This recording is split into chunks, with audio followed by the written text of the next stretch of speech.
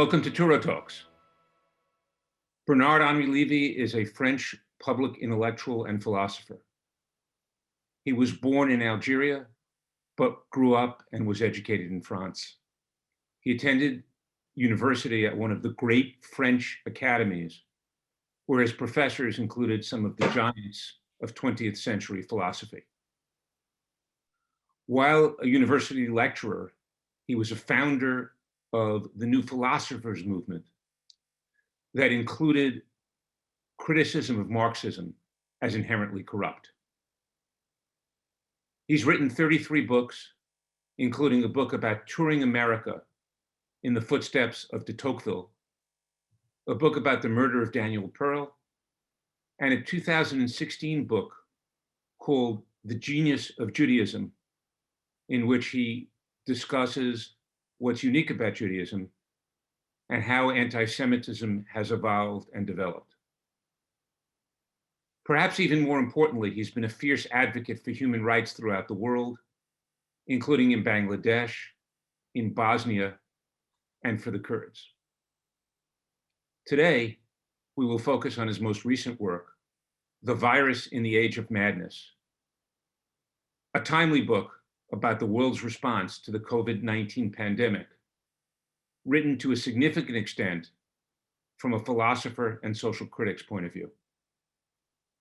Normally, I would ask the audience to join me in welcoming our guest, but in this age of madness, I'll have to do it alone.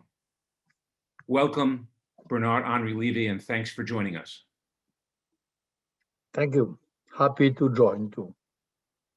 So I want to start by talking a little bit about the role of the philosopher, because, as Americans, we're kind of used to hearing lawyers and political pundits and now doctors and celebrities talk about things. We're not that used to philosophers. So before we talk about this specific work, perhaps you can tell me, in terms of the body of your work, how you view your expertise as a philosopher in the way you approach problems in the world and the way some of your past work has evolved because of your background as a philosopher. My dear Alan, I think that it's hard to reply. All my works and all my books are shaped, even from remote, by philosophy. None of them can be separated from my philosophical knowledge, habits, or expertise. Even when I do some war reports, some grand reportage, as I did all previous year in 2020, I was touring the world for a French magazine, for the Wall Street Journal in the USA. I went in Afghanistan, I went in Mogadishu, I went in so many places, 8 or 9 actually, in Syria. I was a philosopher, even then, even by looking at things with humility, with modesty, I did as a philosopher. It is hard to explain, but my glasses, my bias, my perspective on the world, whatever is the question I try to raise, is full of, impregnated by philosophy. And in this case, this little book, it's clear. I know that we have some doctors, and I admire them. We have some scientists, and I revere them. I more than respect. But I thought that the point of view of a philosopher was useful too.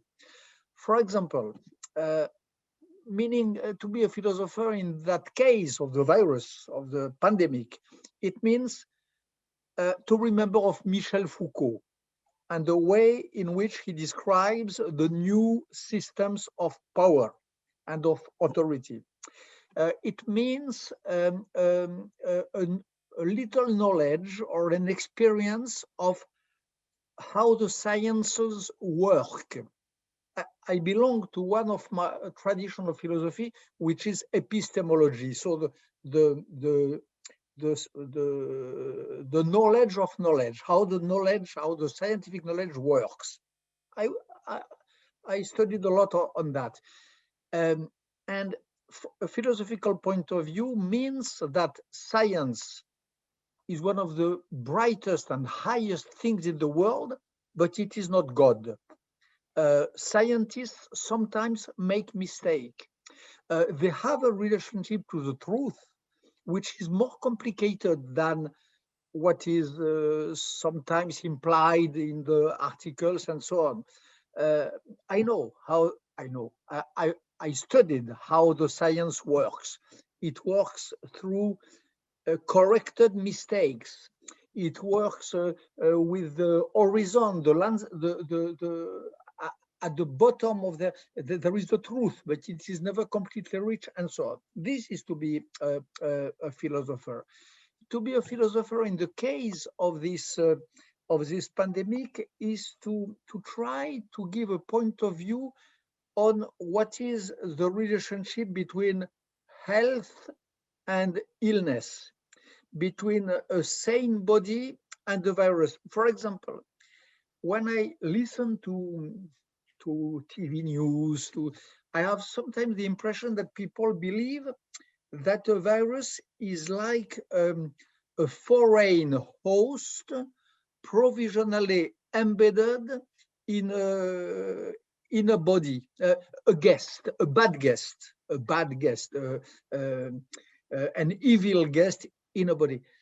To be a philosopher and to have reflected on the sane and the pathologic means that illness, intrusion of a virus, might mean a sort of disorder in the system of the organs, in the body, not a bad host that you can eradicate, that you can take out of a body, like as if it were a witch, as if you were a curse. These sorts of reflection for me means to be a philosopher and to have a philosophical point of view. So let's, if I could ask you, let's talk a little bit about science and physicians. As you know, I'm a cardiologist and a research scientist, so I feel this a little bit innately. Physicians and scientists have been put in a complicated place in dealing with the COVID-19 pandemic for the following reason. We've all been asked questions and required to make recommendations without enough information. And I and others have frequently talked about the fact that the World Health Organization, the CDC, and the scientists and physicians who work there would prefer to have had years of experience with the coronavirus before having to tell people about it. So if I could sort of probe your philosophical idea about the limits of knowledge, I would suggest that perhaps you might be saying that we haven't shown sufficient humility in making our recommendations and in talking about what we know, because to be fair, we've been put in the impossible position of making pronouncements with a disease that's new, that's changing, and that we have never really anticipated, which perhaps collectively as a society is part of our fold. So would you say that you brought up Foucault, who as I've learned has written about the limits of knowledge. Would you say that from your point of view, we need to put science and scientists in perspective, that we need to both understand that they're dealing with incomplete information, and that perhaps we've overreached a little bit in saying that science is God in this case? The problem is not you. The problem is us. Okay. We, the non-scientists, demanded too much. We required too much from you. And you, the scientist, you try to reply in a decent, genuine, and very brave way. You try to reply to fulfill our requirements. But the requirements, you know it well, and the best of yours know, was too much. we live in a, we, the profane, the non-scientists, we live in a sort of scientism and iconization of science, which is very different from what you experience, you, the scientist, in your studies, in your laboratories, in your exchanges with all of you. For example, we from outside, we believe that there is a scientific community, that there is a sort of collective body who could express himself by one voice. You know that the health of the research implies that there is many voices, that there is disagreements, that there is good quarrels among you, as there is among philosophers or whatever. This is a misunderstanding. We compelled, we demanded to you to reply by one voice. And when there was a different voice, we said, come on, so are you scientist or are you not scientist? Another example, we of course, what you said, you did not have the whole information because this virus was new, because you were yourself in the fog, in the smoke, which is the natural state of a scientist, advancing in the fog. But also because in front of any research, there is a mix of ignorance and knowledge. Knowledge progresses naturally, methodically, in a sort of wood forest of ignorance. This is how the science works.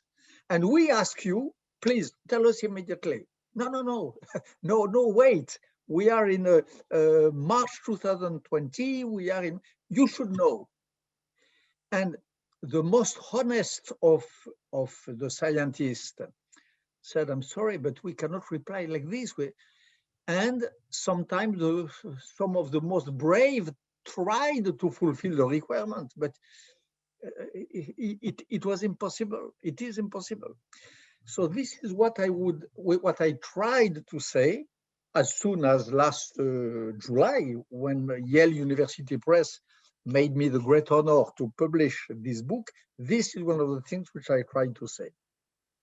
So one of the other questions I have, which is sort of philosophical and political, perhaps, at least in the United States, there's been a lot of politics surrounding the science, and I think in Europe as well.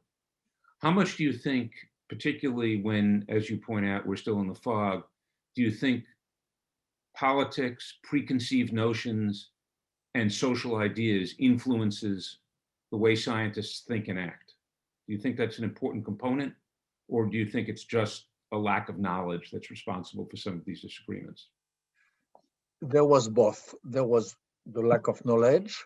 There was the will to know, the braveness, the bravery of the scientists.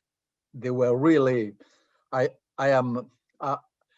have all my life been impressed by the scientists, but never as much as today.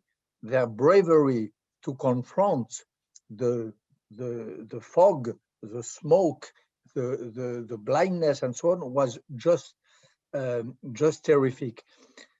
And of course, one of the things which made the smoke and the fog was the preconceived ideas of the society about what is sanity. What I said before, what is sanity?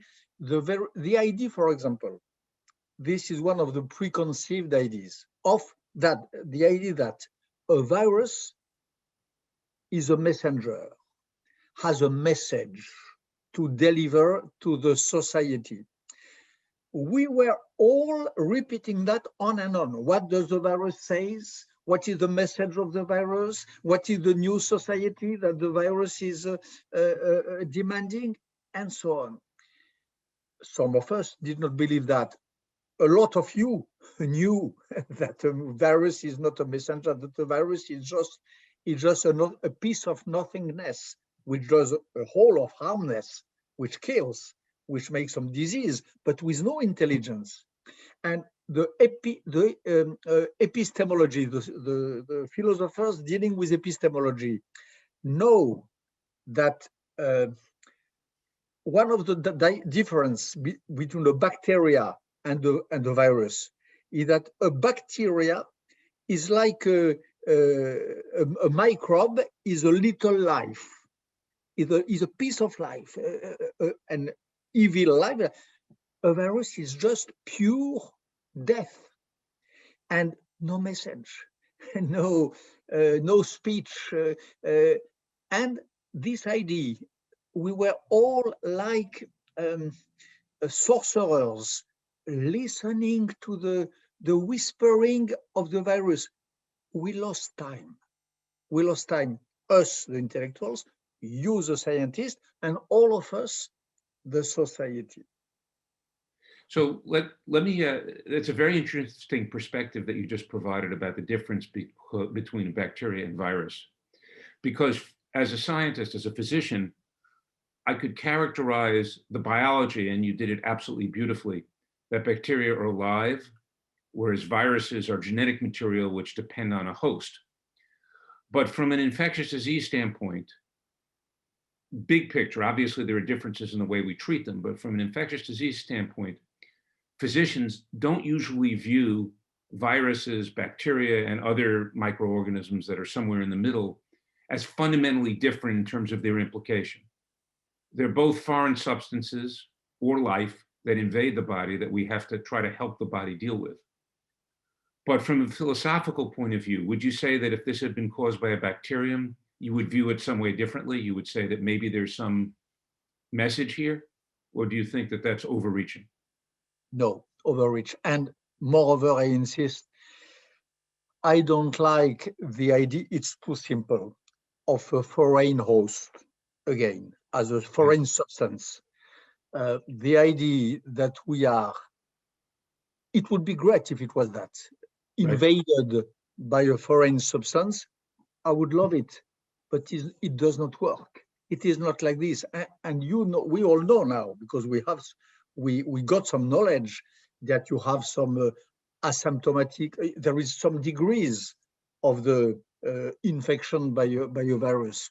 You have a very light infection, a very strong one who leads to death, others which are depending also on the way we have to trace them through tests and so. So it is not just the introduction in a body of a foreign substance. This is an idea again which made us lose time in the public discussion, and probably the scientists in the discovery of the medicines and of the vaccines. Though we have to say also, without being a philosopher, just reflecting that it is the first time in the history of humanity, of course, but even of modernity, that we went so quickly to find the vaccine. And this is a big success of the science, and a big success, by the way, of globalization, to be honest. It normally, as you know, as we were said at the beginning of the pandemic, it takes 5 to 7, even to 10 years to have a working vaccine. This is how it works. Today, because of the bravery of knowledge of the scientists, but because also of the interconnection of the brotherhood in work of the scientists of all over the world, which means because of globalization, speed of the circulation of the message, it took 1 year. This is unprecedented and unpredictable. I remember 1 year ago, no one, except maybe some of you, I don't know, but no one would have bet a cent on the fact that after 1 year, we would have a working vaccine, and which is a great vaccine. The Moderna, the Pfizer, even the AstraZeneca today, the European one, are great vaccines with a huge efficiency, with absolutely no secondary effects. This is unprecedented, and we owe that to science and this thing which is generally considered so badly, which is globalization. Globalization means a lot of disease in the economy of the world, but also this possibility for scientists from Australia to America to Europe to connect, to speak in a brotherly way, and to fight. Well, it was and has been absolutely amazing. You're absolutely right. And the community of scientists, while not speaking with a single voice, came together to collaborate in a way we've never seen before. There was some serendipity involved, but you're absolutely right. Touro did a conference on the coronavirus on January 31st, 2020, before there were even any cases in the United States. And the predictions were very much exactly what you described, which is that it would take a long time to develop a vaccine. What no one recognized was, I think, first, the progress that has been made. Second, the enormous resources that were poured into developing the vaccine all over the world. And as you say, the collaboration that ensued, and it continues to ensue, by the way, when different drug companies, which previously were competitors, are collaborating, at least in the United States, to make new doses of the vaccine. So let me divert from your book for a moment, since you brought up this issue of the miracle of the vaccine. At least what we read in the papers is that in Europe, the rollout of the vaccine has not been smooth. That is, the development was great, including, as you say, AstraZeneca, which, despite some missteps, I agree with you, is a very effective vaccine, more effective than we could have imagined. But at least, as I said, in the US papers, it seems that particularly in the last month, getting the vaccine to people has not proceeded as efficiently, even as in the United States, where we perhaps stumbled badly initially, but now are really progressing rapidly, where 75% of the doses that have been shipped have been administered, and we're working on administering them faster and better. So what's gone on with the European experiment? Is the challenge really as bad as it seems in the papers, and what's gone wrong from your sort of social critic philosophical point of view? The papers are right. There has been and there still is a real problem. If you compare the European situation with the champions, the world champions, who are the Israelis, the world undebated champions of the vaccination. Even if you compare to America, who did very, very badly till the election, and with the new administration speeding now greatly, we in Europe are bad. Why? Two reasons, I would say, two political reasons. Number one is the fact that European institutions still do not work. And this is a sort of stress test, a test of our European institution. And alas, it is more than it is a tragedy test. It is a test by fire. And the test asks to European institutions, are you working or not? Not working so well. This is the first reason. Second reason, in some of our countries, and maybe in my fatherland, in France, more than anywhere else, there is the huge burden of administration, bureaucracy. I don't like to say that too much because it sounds like France is a socialist country, which is, and so on, which it is not. But it is true that we have in our Jacobinist state lover tradition in France this burden of a huge bureaucracy. It is clear that in France, for example, we should have decided since weeks to spread the vaccines, to ask to every nurse of France to administrate the vaccine, which is not very complicated. We should have liberated the vaccines. But the mix of liberalism and bureaucracy in our country, in France, is not good. There is an unbalance between the two. So these are the two reasons. Europe has no political body, has no political will, or not enough. And number two, then there is a sort of loss of the will when the will expresses itself in the bureaucracies and administration. So what would you do to fix that? Experiment in America to a certain extent and from far. So what would you do to fix it? What's your suggestion to fix it? What I would suggest, and what I did suggest publicly, and sometimes when I could in private conversations, is what is happening now to ask every doctor, every nurse in sane and good condition to vaccinate, not to have a bureaucratic and centralized distribution of the vaccines with too much here and not enough there and so on. A more liberal way of spreading, delivering, and injecting. And now it begins since 1 or 2 weeks. And what I ask, every time I can, is to follow the Israeli model. So sometimes it does not please some of my French interlocutors, but the fact is that Israel is a model in many grounds, but also in this one. Yeah. So something very similar happened in the United States as well, as you pointed out. Initially, it wasn't just the central administration that was the issue, but we were very restrictive in who got the vaccine to be sure that, quote, the right people got it first. But what that meant was much of the power was taken away from hospitals, pharmacies, and very few physicians actually had the ability to control distribution.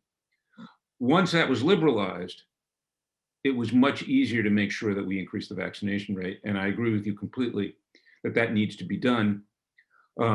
Perhaps the topic of what ought to be done going forward to prevent this kind of inefficiency in the future is something we could talk about at another time. But I think the message of the Israeli model is that tight coordination between the public health system and the healthcare delivery system, and a national will of unity, which Israel has always been very good at when they can agree on things, is what was responsible, I think, in large part for the miracle. And there is another thing in Europe and also in America, but it happens to be, in a surprising way, stronger in Europe, is the conspiracy theories. One should not have expected that, but it happened. When the vaccines came, you had, in the public opinion, in France, among the doctors and the nurses themselves, and sometimes among scientists, like the Nobel Prize Jean-Luc Montagnier in France, some crazy conspiracy theories about vaccines. Vaccines are a tool in the hands of grand capital. Vaccines are a way to control the citizens and so on. And this harmed so much and delayed the reply in such an extent, these conspiracy theories. And it was, and it still is, rather hard to prevail, to overcome these theories. And we had, maybe you heard that, but there is a terrible big part of the body of those who care, of the nurses and so on, who are still not vaccinated. Sure. Because even in this population, there is this idea that vaccines is not as simple as we could think, that we have also our anti-vax movement, to speak as in America. And this is also an element which was very important. You're absolutely right. And in many places in the United States, 30 or 40% of the healthcare workers have been unwilling to show up for vaccination, which is just shocking and is a problem we'll have to deal with. Let me turn for a second to something else that appears a few times in your book, which is Judaism. Now, I mentioned in the introduction, you wrote a book about the genius of Judaism. You've referred to yourself as a proud Jew, and I particularly enjoyed the Talmudic discussion about Tov Sheberofim Legehenom, the best of doctors go to hell, so to speak. So how does your Jewish background and thoughts about Judaism enter into this book? Because that's only one example of how it appears in several places in the book where you talk about the Bible and talk about the role of Judaism in your thinking. So tell me a little bit about that, how that's evolved in your thinking, and how it relates to the coronavirus. Generally speaking, I would make the same reply about Judaism as the one I did about philosophy. I suspect and I believe that none of my workings, none of my reflection is immune from Judaism. Judaism is embedded everywhere. And even when I speak of Michel Foucault, or when I speak about Blaise Pascal or Touro, Judaism is implied, number one. In this book particularly, and as you know, I know that you read this little book, there is two main topics in which Judaism is implied. Number one, the one you mentioned, this very strange Talmudic say in Kiddushim treaty, the best doctor, and not so to say, it is said properly, will go to hell. So I try to lead a little Talmudic reflection of my own on what this means. How can the rabbis of Talmud express such an apparently absurd judgment? And I look at the explanations given by Rashi, by El Meir, by a lot of the famous and great Talmudists, and I exclude them one by one, and I reach the explanation of this quote, of this word given by the Maharal of Prague, who says more or less in a few words, to make it very short, that the best doctor is the one who deals perfectly with the body. He does it so perfectly that he reduces the body to an addition of organs. And he does that so much with such an application that he severes the stock of organs and the body from the life, the intelligence, the spirit, which is this light which enlightens the package, the stock or the package of organs. And to do that, to consider the life as being just life, to consider that the material part of ourselves being everything, to severe, to cut, to ignore, even if you are not a believer, this unmaterial part of our being, this is deserves hell. This is not good. This is bad. This is one example. Another example of the implication of my Judaism in this reflection is, I wonder in the book, what will remain from this current crisis? What will remain? And what will remain for the worst? For example, this way we are dealing with of social distancing, this way of isolating ourselves in our Zoom conversation and so on, this was absolutely necessary and still is. It is necessary. Since 1 year, maybe it will be necessary for months. I don't know, but it is necessary. But it is necessary as a provisional ill. I miss the real contact. I miss the embracement of my brothers in humanity.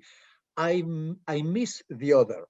One of the teachings of Judaism, uh, in any way you consider it, is this importance of the other. If you are a Jew of the study of the Torah, everyone who listens to us knows that you cannot study Torah alone in your loneliness. Torah, the wise man say that there is a war for Torah. War meanings a corps à corps, body to body, soul to soul between at least two, if not three, if not a little school. You cannot study Torah alone. It cannot be a confined or confinated, I don't know how you say, a lockdown practice. Impossible. If you are as me, as I am, a liberal Jew, there is no sense in being a Jew if you are not oriented toward, leaning to the rest of the world, your human brothers. Judaism is a practice. This practice is the practice of the otherness. If you forget that, if you believe that Judaism is just being with you, yourself, and I, meditating, connecting yourself with the sky, it is not being a Jew. It is being maybe a Catholic, a great Christian, but being a Jew, it means the work, the constant deal with the others. So, what do I want to say? That though again, this confinement is absolutely necessary, we should have in our mind that we have not to get accustomed to that. It would be a disaster if in a few months we say, at the end of the day, Zoom is great. At the end of the day, Facebook is the best. At the end of the day, my friends on Instagram are more real friends than my friends whom I really embrace in real life. I don't. Instagram is okay. I have an Instagram account. I have a Twitter account, but I know that it is a weak life. I know that it's a fake life, and I long for the real incarnated life out of these, because I'm a Jew, also because I am a human being, but also because I am a Jew. So you make two very interesting points about human collaboration. One relates to the study of Torah, and Michael Schmidman, who's our Dean of Jewish Studies at Touro, and I have recently written a book called The Jewish Intellectual Tradition, where we talk a lot about how important collaborative learning is in the Jewish tradition and how that's been one of our contributions. So I agree with you completely that that's crucial. I think as far as the way we communicate and deal with each other is concerned, I think you and I are pretty much in the same generation, and I think we feel exactly the same way. Some of the younger generation somehow seem to have lost some of that human contact in the way they communicate through social media and others. And that's why I think that your concern about whether we'll get back to warm human interaction is well-founded. Because I think for some people, this sort of existence was beginning even before COVID, right? And influencers with millions of followers rather than friends were kind of a way of life. But I also want to distinguish two things. There's work-related productivity and there's human contact. I think we and others have shown that work-related productivity can actually be pretty good in the current system, particularly when you don't have to commute. But it's the human aspect of things that I agree with you, we fear we're going to lose. Let me focus on one other thing you said. In the book, you seem on the one hand to say what you just said, which is the isolation and the restrictions have been absolutely necessary. But on the other hand, at times, you express skepticism about the power structure and about the negative consequences of it. If I can sort of ask you about your most recent point, what you're suggesting is you pretty much think what's been done up till now has been somewhat necessary, but what you really want to do is make sure it doesn't continue. And that's the sort of paradox of our response. Is that fair? It's absolutely correct.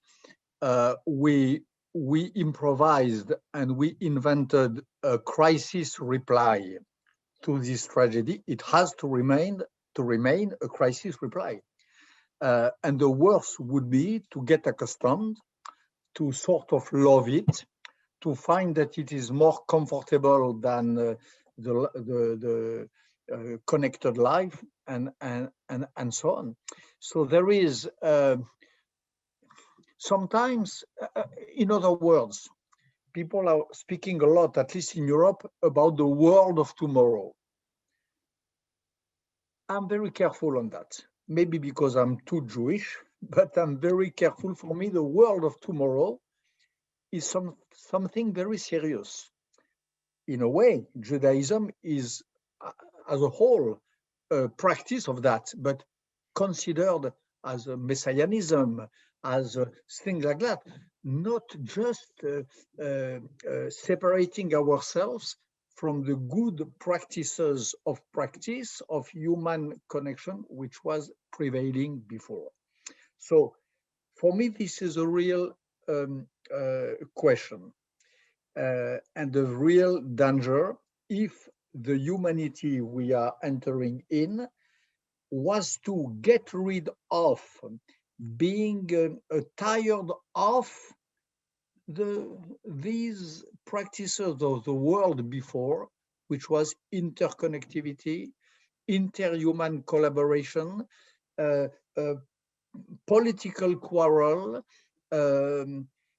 friendship and love, and so on, and relationship to our elders, all of that.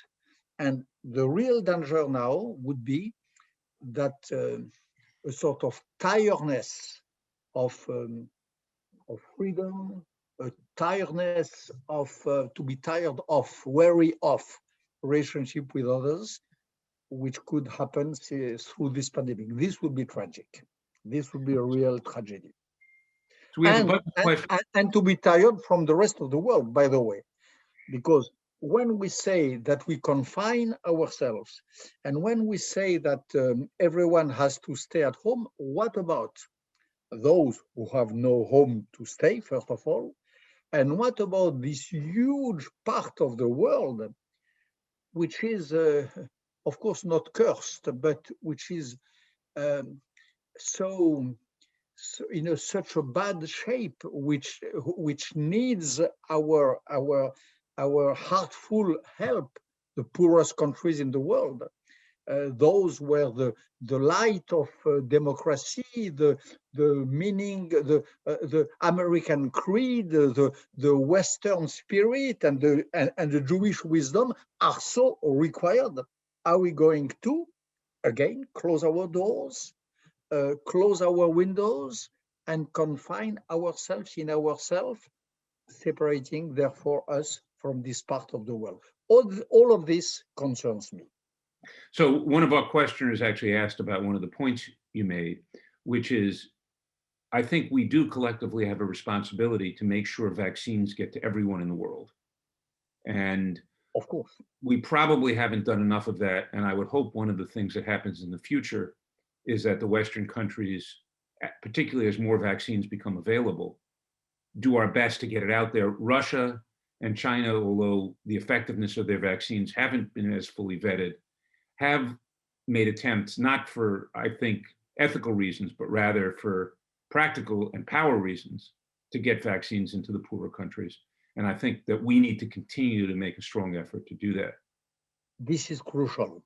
and you made the point for ethical reasons, because I hear so often in America and in France that it is our best interest and our vested interest to help the rest of the world, because if not, it will come back as a backlash to us. What does it mean to be safe?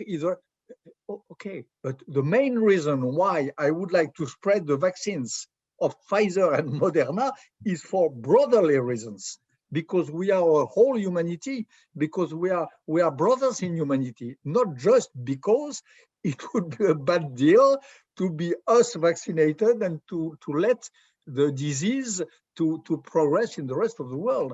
This is such a selfish motivation of that. So let me, before taking a couple of other questions from the audience, let me ask you sort of a summary question about the book, which is, why did we get it so wrong? In the book, you correctly point out, and we've talked today about a lot of the things you think we failed as a society, globally, in our response to the virus. Why did we get it so wrong? What is it about our society that made us susceptible to the madness and led to us missing the boat in so many ways, other than the vaccine development, which, as you point out, has been a shining example of an exception? Because it was difficult, first of all. When you are in front of the unknown, it's very difficult not to make mistakes, and we all made mistakes. And number two, maybe because we are in a too much positivist and scientist time of our history, and maybe we did not hear enough others than doctors. We heard in America, for example, crazy people on one side, some bad politics who were denying the reality of the pandemic. I don't want to insist on that, but you had these huge voices who were spreading some obscurity in the whole thing. And on the other side, only scientists. There are some philosophers, of course, journalists, historians, educators, specialists of the relationship between generations, who should have been heard from the beginning. For example, the barrier, the social distance rules, they were necessary again. What do they imply? Which consequence can they have in the future of a society? We should have had on CNN, on the French TV, also this point of view. We should have had some sociologists, some specialists of the history of civilization telling us what a shake hand is, when it arrived, when it came, in which civilization it does not happen, and so on and so on. These questions were desperately absent from our collective reflection. This may be the thing which we did bad. So too many doctors and not enough other specialists or sorts of wisdom. Well, we have one of each today. So the next question is, from the audience is, do you support mandatory vaccination from a philosophical and ethical point of view that is telling people they have to receive a vaccine? Do you support that? Do I support what? The mandatory vaccination, requiring people to get a vaccine, let's say before coming to work. I recommend, and I wish some huge campaigns telling people why vaccination is great, why vaccination is safe, why vaccination is the reply, and that there is no other. I'm not in favor of obligating people. I'm not in favor of compelling people. I'm in favor of convincing them. And I'm sure that if we do this way, which we are more or less doing, people will, the most reluctant will soon understand that they have to, even if they have hesitations and so on, they will do it. but no compel. Is No, that because of your skepticism about the power of government and society, that you're skeptical about that application?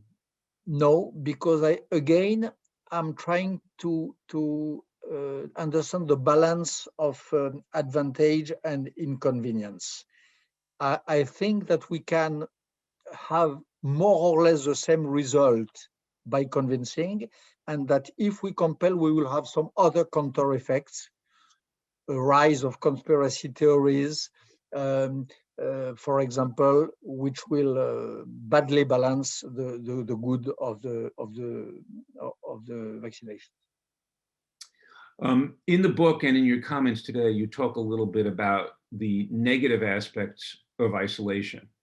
One of our questioners asks, one of the issues that you address in the book is there have been some throughout history, and in the Jewish tradition as well, although they're a small minority, those who believe that private contemplation can have enormous advantages. So do you think there's a role for it, and how would you put it with your skepticism of the isolation? Again, private contemplation, if I heard well, private contemplation, lonely meditation is not such a Jewish concept. It is probably in other spiritualities, and I respect them, Christianity and so on. The experience of a Christian is experience of him and God, and especially of the Protestant, of the evangelicals. Being a Jew, if you really consider the book seriously, very seldom, very rarely means a self-confinement, a self-meditation. It is very hard to be a Jew without the pilpul, the dialogue, the quarrel with the others.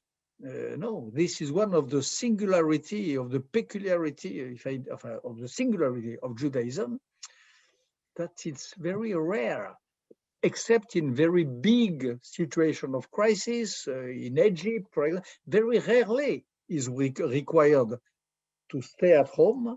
In the Jewish history, if you look, there are very few occasions where this is required from a Jew, to stay at home, to stay with himself, and to have a selfish and deep dialogue with Le Seigneur, with the Holy. No, it's a collective practice, at least, as I said, two in the study. And I am not a Christian. I'm sorry. So let's close with, what do you think we need to do differently in the future to be better prepared for something like this? Because you've talked about our failings and why we failed. And you've said we need more, basically, if I could summarize semi-flippantly only, we need more philosophers. So what can we do differently in the future to prepare for the next crisis?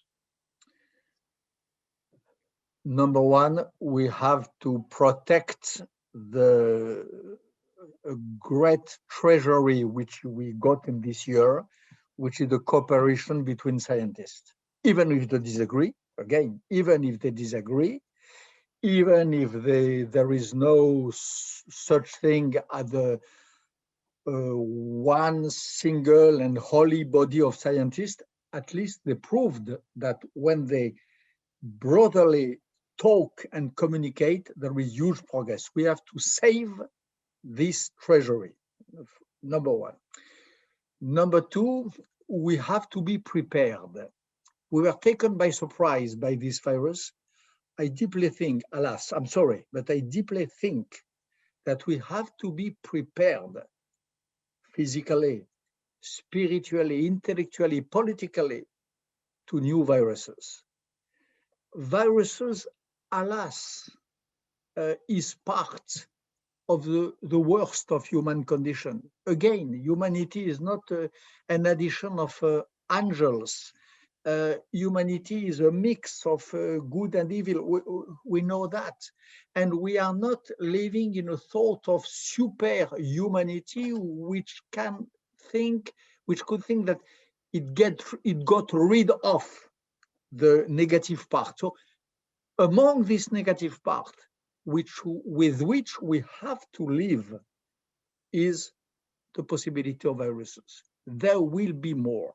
And I think that if it comes, we should be technically prepared, medically fit as much as we can, but not overwhelmed by this huge fear which struck us at first. Number two. And number three, we have urgently to reconnect and to renew with what I will call, at least in a French way, or maybe French and American, the liberal values, which is the best of the Jewish tradition, the best of the American creed, and the best of European spirit, which is liberalism in any way you consider it. This has been at stake for a moment. It has to prevail definitely, and we have to cherish this inner heritage in order to confront the next episode of this terrible and bloody carnage, which is the story of viruses. We have to cherish the liberal values and inner heritage. So I want to thank you again in this time when we've all been severely stressed and perhaps mad. Ideas like yours and careful thinking and the application of human values are extraordinarily important. So I want to thank you again for joining us on Touro Talks. Thank the audience for listening. And I hope that sometime in the near future we can meet in person. We will. And shake hands. We shall.